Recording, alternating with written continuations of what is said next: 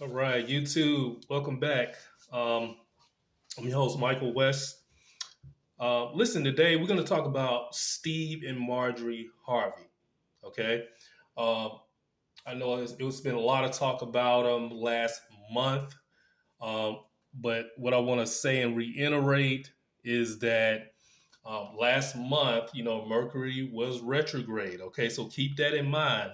So anytime you get information under retrograde, there can be misconceptions, confusion, things of that nature. Okay, so that's the reason I waited to talk on them. Okay, what I want to do, I want to take a look at their relationship and marriage from an astrological perspective. Okay, because this will make sense if you just stick around to the end of the video. You'll see that it makes sense of why we're seeing them the way we are seeing them now. Okay, very important. Okay, so uh, everybody is together for a reason. Okay, these two individuals are together for a reason. It's not for the reason you think. Okay, we all think it's about love. We all think it's about this, about that. They have their reasons for being together. Okay, as we will see. Okay, um, because neither one, they're not really designed, okay, to really be in a loving, stable relationship. Okay, so they are held together by a common goal, by a common reason, by a common purpose. Okay, and most people are held together for a reason and for a purpose. Okay, it's all people are not held together for what we think they're held together for. Okay, so but I really want everybody to kind of give them a break. Okay, give them a break. They're together for a reason and for a purpose. It's not going to be for the reasons we think.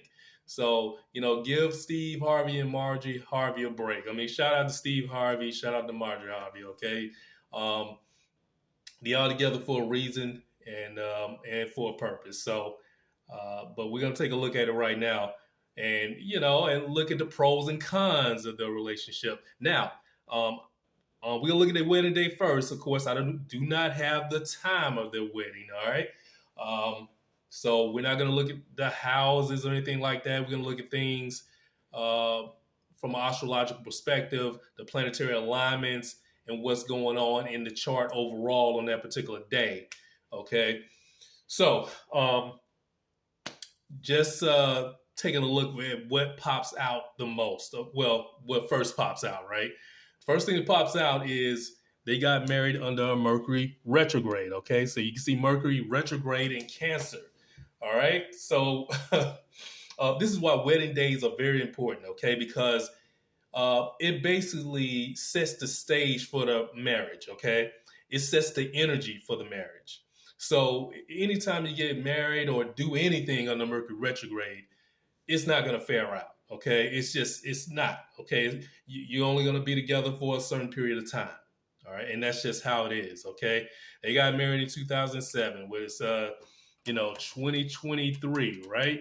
So we are looking at around 16 years now, which is good, and you're going to see why they have been held together for 16 years. Okay, um, that is really good. That's really good. And they got married for a reason and purpose, which is good. They stuck to that commonality, that common goal, the reason they got married. So, but it's not what you think, okay? So we know just straight off the jump, this marriage is has an expiration date. Of course, all relationships and marriages have an expiration date. Um, you just don't know when. I mean, I know when, but seasoned astrologers, they know when the relationships are going to end and when they're going to begin and end or break up or whatever. But but just look at Mercury retrograde. Mercury's in Cancer, is retrograde. It's all about confusion. It's in Cancer, so it's family, home. Things are in disarray. It is confusion in the home, right? So you got that going on. Another thing, you got the sun. The sun is right by Mercury. Okay, I've talked a lot about combustion in my last videos. Okay, so anytime you got a planet right by the sun, within 8.5 degrees, it's combust. So is debilitated. So Mercury's been debilitated even more. Okay. So you got that going on. All right. Now, we do got some cool points. All right. We got some positive aspects. It's not all bad. It is bad, but it's not all bad. You got Saturn. Um, Saturn is in Leo. And then you got Venus in Leo right there. Venus is in Leo right there. It's 18 degrees of Leo. So Venus is 18 degrees of Leo, which is good. That gives them that loyalty. So um, that loyalty is real good. Okay, that creates a trine with Jupiter. So you got a trine with Jupiter right here at 12 degrees of Sagittarius. Now Sag is retrograde. All right, but that trine, it compensates. Okay, so although Jupiter is debilitated a little bit, and it is, you know, it's in its it's in its rulership, so it kind of compensates for that. So it kind of gives it a little bit more power. Okay, so knowing that it's in its rulership, that gives that planet, power to overcome that retrograde just a tiny bit, and also that trine. So it overpowers that retrograde a little bit. Okay, it also overpowers that Mercury retrograde. So that's why they have been together for so long. Okay, so they got a little luck going on. Jupiter rules luck. So with the type of love that they have, that trine with Jupiter created a nice little lucky charm for longevity, which is good. All right. Another thing that gave them longevity was that Saturn. Saturn rules time. Now, Saturn is in its detriment, okay, in Leo, okay. However, due to the fact that Jupiter is trining Saturn, they gave him a little luck. That compensated, okay, for that detrimental position that Saturn's in, okay. So that trine is a nice flow of energy. You don't know what a trine is? I mean, it's easy to look up. I know I'm explaining aspects. Again, if you guys want to learn astrology from the ground up, just check the description below. Shoot me an email. And if you're in the Atlanta area, either you can attend a class, or what I can do is do one-on-ones with you. Okay, just teach it from the ground up, or teach it online. Okay, that's what I do. So it's creating a nice little trine aspect. Trines of nice flows of energy. Okay, so that's really good. This is what gives them that continuity that they got going on right now. Okay, this is why they're still together.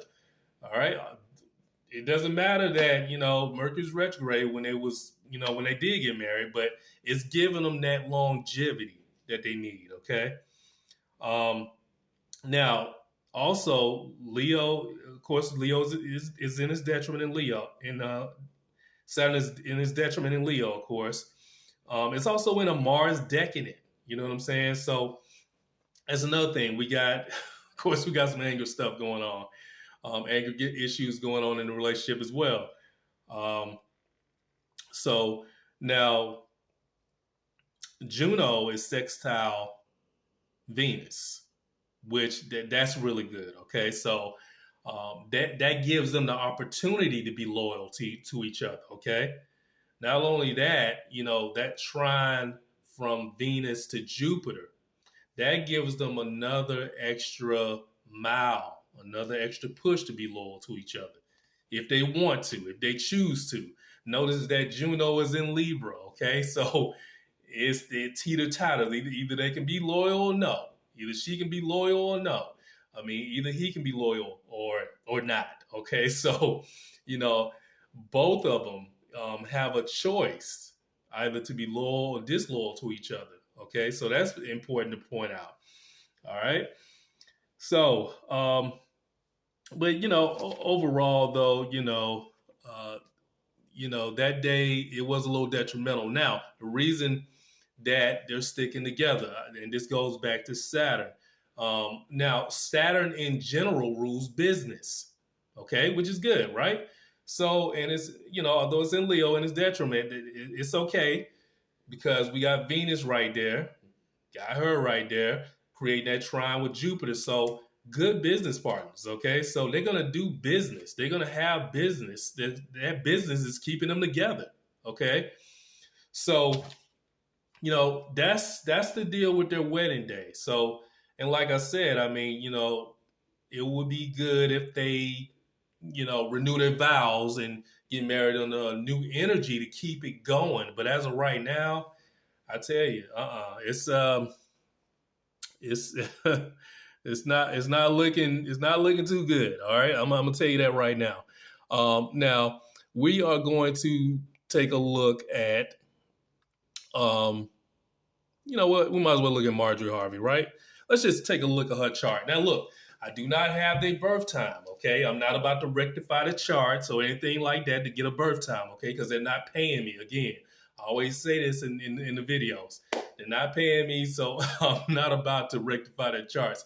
We're going to look at the planetary alignments that they do have on their birthday, okay?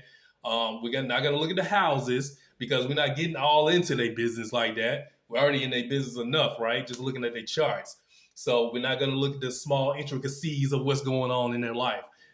We can do that if we had a birth time and stuff like that. But we're basically going to look at the planetary alignments in general that they have. And just based on the fact of what they got when it comes to dealing with relationships, okay? How are they born to deal with relationships? Were they designed to be in relationships and deal with relationships in life? Now I can tell you right now, neither one of them was born or designed to be in a relationship. Okay, I can tell you that right now. This is the reason they're held together by a common goal, by a common, thing. Okay, whether it be a person, place, or thing, they're held together by something. Okay, and in this case, they're held together by business. Okay, this is a business relationship. Period. Okay, that's just how it is because she doesn't know how to love. I mean, you could just right off the back look at the planetary alignment. Okay, now we know the sun is in Leo. The sun is in Libra. Excuse me. The sun is in Libra. Okay, now we see that. All right, so sun's in Libra, and we all know the sun is in its fall in Libra. Okay, so it's not in a good spot. Just right off the bat. So she's very, very, very indecisive. Okay. Very indecisive. Now, as you can see, we talked about a lot about combustion, okay? Again, we got Mercury combust, okay? It's right by the sun. It's combustion. It's combust. It's burned out, okay? That's another thing when it came to their wedding day. Their wedding day, they had Mercury combust, right? All right? So we're dealing with combustion over and over and over again, right? So Marjorie, her thinking about love, because we know Venus is the ruler of Libra, okay? So her thinking about love is totally different than what we are thinking her love is, right? Okay, she's not thinking about love the same way we're thinking about it, okay? That's just how it is. I mean, she is not thinking about it in a very heartfelt way, okay, at all, okay? This is her type of love. This is all, hey, this is material. This is what I do. I'm all about business. So I'm all about you taking care of me, okay? This is the type of love that she's used to. This is the type of love that she thinks, okay? She doesn't understand love. She doesn't, okay? Matter of fact, I'm sure Steve Harvey's trying to teach her about love, but it's the way she thinks. It's hard for her to even think about it in the same way he wants her to think about it. She just doesn't understand it. I mean, Mercury's just combust, is burned out. On top of that, you got Venus creating a semi-square to the sun. I mean, you got Venus right here creating a semi-square to the sun. You got Juno, which is in Sagittarius, which is all about freedom. That creates a semi-square to the sun. Juno rules relationship, marriages, okay? So you got a restriction going on with that. You got a restriction going on with love. Venus rules love, right? So it is semi-square the sun and Mercury, okay? So you got Juno doing that as well. So her thinking about love is just, it's not there. The way she thinks about love is, it's not the same. Okay, it's coming from a different place. Okay. On top of that, Venus is in Virgo. It's in its fall in Virgo, so she got two planets in its fall. All right. So Venus is very debilitated. We know that. Okay. So it's in a very weak spot. So love for her is not the same. She is not loving him the same way he's loving her. Okay. It's impossible, unfortunately, because of her planetary alignment. She just doesn't have the capacity to love him the way he wants to be loved. Now, actually, to be honest with you, she is kind of loving him the way that he wants to be loved. I take that back, because when we look at his chart, you're going to see how he wants to be loved. Okay. And so this is why they're held together, because it's all material. It's all material. But in terms of when I said, she's not loving him the way he kind of truly wants to be loved. He kind of wants to be loved, with that emotion. Okay. So, but she doesn't understand that. She can't get that. Okay. He can't get that because she doesn't understand that. She doesn't understand how to love. Okay. His love is a little dry because he has a lot of Capricorn going on. He got Venus in Capricorn. Okay. So his love is kind of material anyway. Okay. It's very earthly. Okay. No emotions, very dry. So in a way, and she has a lot of Virgo, right? So that creates a nice little thing for them, a nice compatibility, so to speak, right? Because with that earth, that's chemistry. That's a lot of good chemistry. This is what's keeping them going, guys. Okay, that earthly chemistry is keeping them going. Okay. So they don't have the same love that we think they have, okay? So it's more, instead of an emotional love that we're thinking that they don't have that. That's why I'm telling you guys, give them a break, okay? They're not going to love each other the way we think they're going to love each other, because they can't, okay? They wasn't designed to love each other the way we want them to love each other, through an emotional bond and stuff like that. They don't have that, okay? They can't have that, unfortunately. They wasn't designed to have an emotional bond. They got a lot of earth, but they don't have a lot of, water and emotion around their charts to create that chemistry, that loving, bonding chemistry of emotion that we think they have, okay? So that's what I'm trying to say. About Steve Harvey and Marjorie Harvey. Okay, they just don't have the same love we think they should have or have. Okay, they have the love that they have. All right, and they're gonna love each other to that certain extent. All right. Another thing I want to look at. She does have a nice trine, a grand trine from. Let's see what we got from Saturn. She got she got Saturn, and she also has.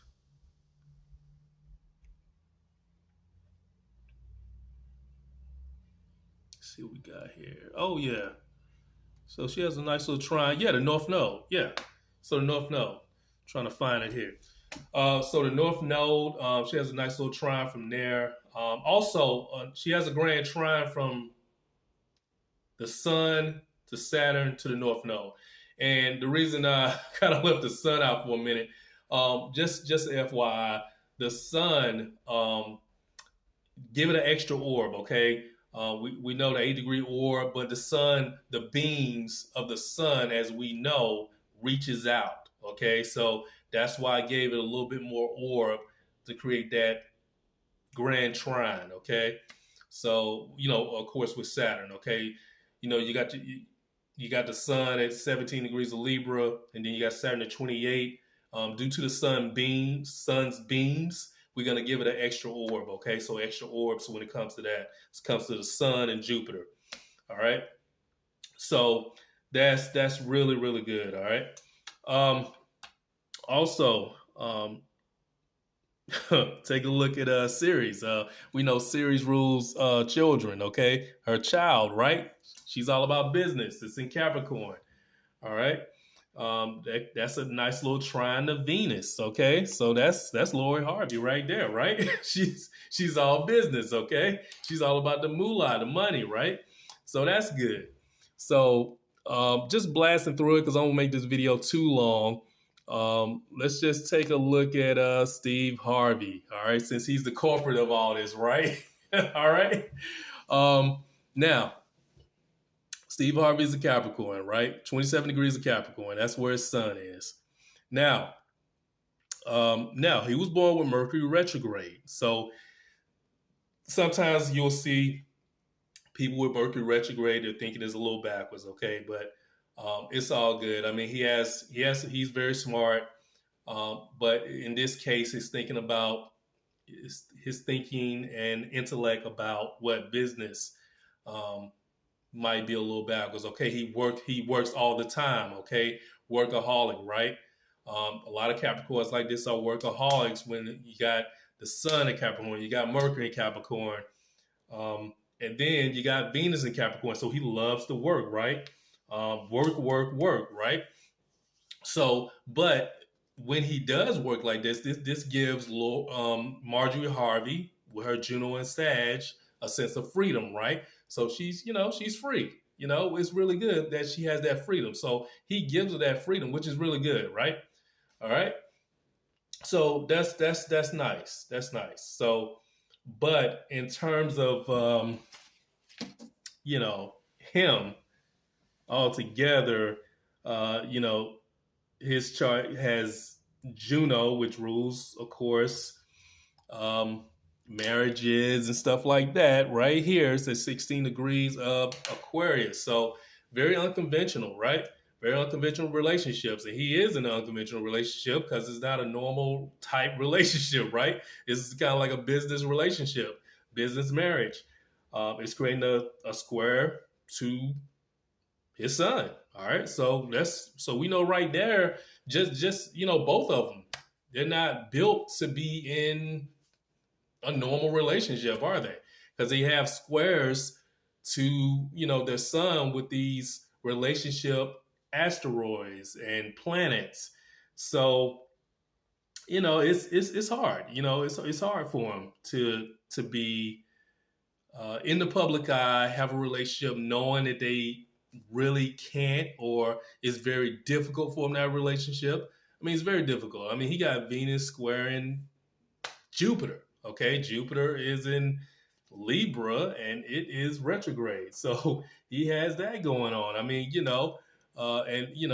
it's in Libra and it's actually squaring this ruler. Okay, so that's why I say they don't love the same. They don't love the same. They're not capable of loving each other the way we think they can love each other. Okay, so that's just very important to see.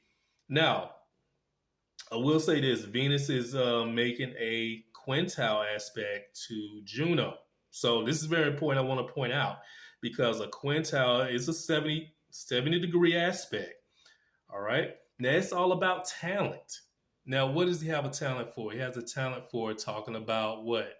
Relationships, doesn't he? So he has a talent and a knack for it.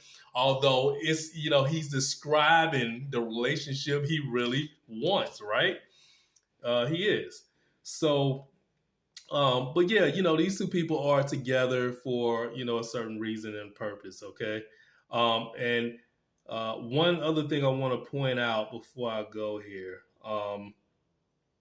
just some projections, okay? The progressed moon, and the progressed moon, you can read up on the progressed moon, okay?